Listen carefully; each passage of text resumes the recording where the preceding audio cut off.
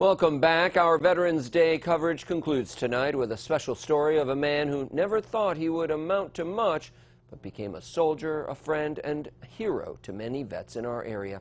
News Channel 34's James Atherley shows us the story of a Long Island man who found his calling after serving in Vietnam. Jeffery Largue was drafted in 1967 and fought in the Vietnam War until 1968, when he was injured in battle. They needed me on the boats that were going to be in support of the ground troops. And instead of hitting the ground troops, they hit our boats and blew us to smithereens.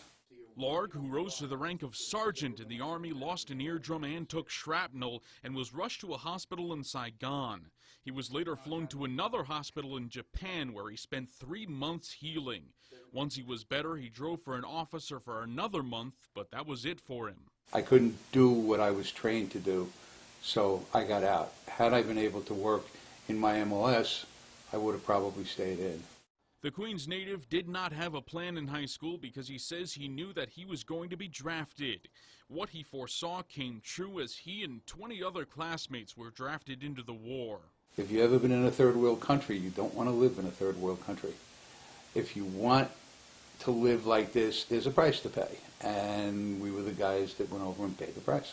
After the war, he got a job at New York Tel, which later became Verizon. In 2005, he moved to our neck of the woods to help his wife be closer with her family. The veteran would later retire and move to this home behind me. He would move in with his wife and later his father, but that wouldn't be the end to all of his struggles. And I wound up in '09 coming down with prostate cancer.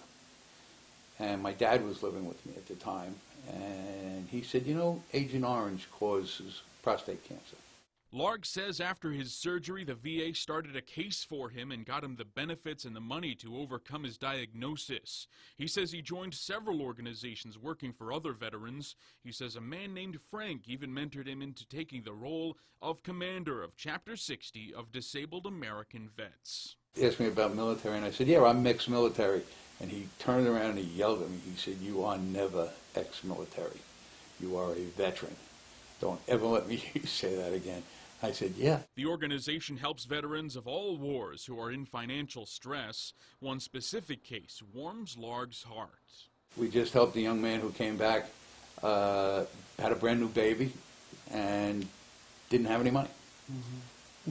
Gave him some money for the child. Largue also serves as Vice Commander of American Legion Post 1645 on Robinson Street in Binghamton. He says that commitment to local veterans of the community has given his life a sense of purpose. In Endwell, James Atherley, News Channel 34.